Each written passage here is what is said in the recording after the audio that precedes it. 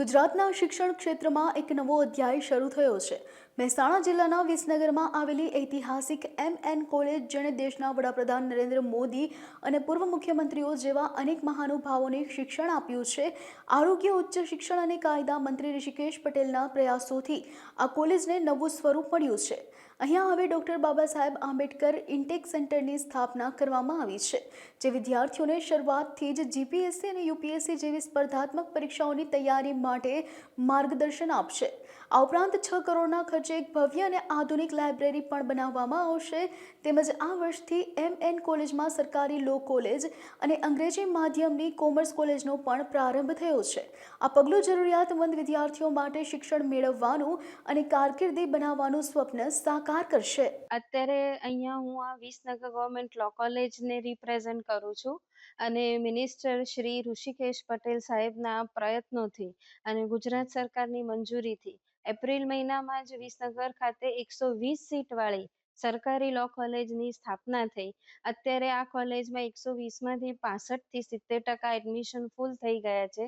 અહીંયા 2 ડિવિઝન ચાલી રહ્યા છે, અંગ્રેજી માધ્યમ અને ગુજરાતી માધ્યમ, અને સાથે સાથે આ કોલેજ ખોલી છે એની એક વિશેષતા કહું તો વિસનગરથી 30 કિલોમીટરની આખી પરિઘમાં તો કોઈ લો કોલેજ જ નથી, પણ રાજસ્થાનથી કદાચ અમદાવાદ સુધી જઈએ તો અમારી વિસનગરની સરકારી લો કોલેજ પ્રથમ કોલેજ આવશે કે જ્યાં વિદ્યાર્થીઓને ખૂબ જ નજીવી ફીમાં, કહું તો 1565 રૂપિયા બોયઝની ફી છે અને 665 રૂપિયા ગર્લ્સની ફી છે।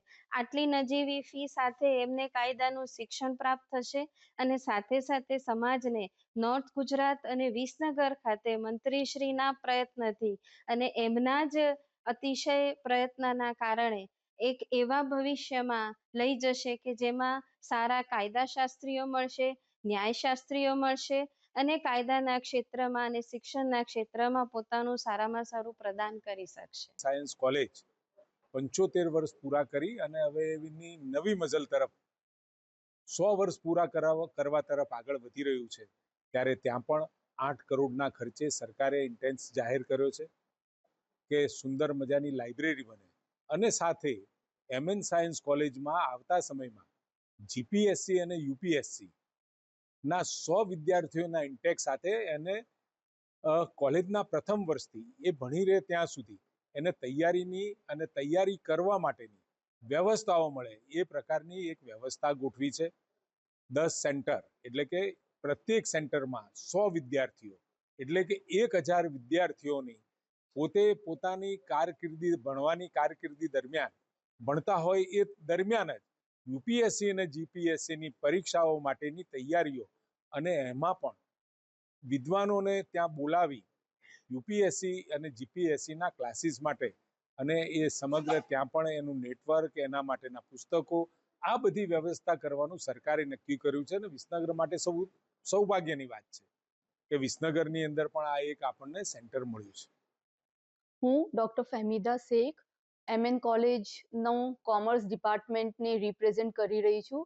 આ પ્રથમ વર્ષ છે જ્યાં એમએન કોલેજમાં કોમર્સ પ્રવાહ શરૂ થઈ છે અને આનું પૂરેપૂરું ક્રેડિટ માનનીય મંત્રી શ્રી ઋષિકેશ પટેલ સાહેબને જાય છે, જેમના પ્રયત્નથી સમગ્ર ઉત્તર ગુજરાતમાં સૌપ્રથમ સરકારી કોલેજમાં અંગ્રેજી માધ્યમની કોમર્સ કોલેજ શરૂ કરવામાં આવી છે। અહીંયા 2 ડિવિઝન અંગ્રેજી માધ્યમના છે અને 1 ડિવિઝન ગુજરાતી માધ્યમનો છે। કુલ 150 સ્ટુડન્ટે એડમિશન લઈ લીધું છે, જેમાં 104 સ્ટુડન્ટ ઇંગ્લિશ મીડિયમમાં છે અને 46 સ્ટુડન્ટ ગુજરાતી મીડિયમમાં છે।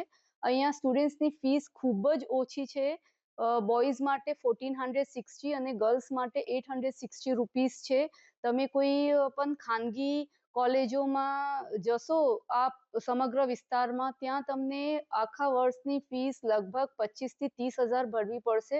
આ સરકારી કોલેજ છે એટલે હાવ નજીવી ફીસમાં વિદ્યાર્થી બીકોમ પૂરેપૂરું કરી શકે છે। બીકોમ કર્યા પછી વિદ્યાર્થીઓ માટે આગળ વધવાની પણ બહુ બધી તક છે। એ લોકો ગવર્મેન્ટ જોબ્સ જેમ કે સેલટેક્સ ઓફિસર, અકાઉન્ટ ઓફિસર એક્સેટ્રા ની તરફ જઈ શકે છે, એઝ વેલ એઝ બીકોમની સાથે સાથે કાં તો બીકોમ કમ્પ્લીટ કર્યા પછી સીએ એટલે ચાર્ટર અકાઉન્ટન્ટનો કોર્સ, કંપની સેક્રેટરીએટનો કોર્સ, એમબીએ, એમકોમ જેવો કોર્સ પણ આગળ કરી શકે છે।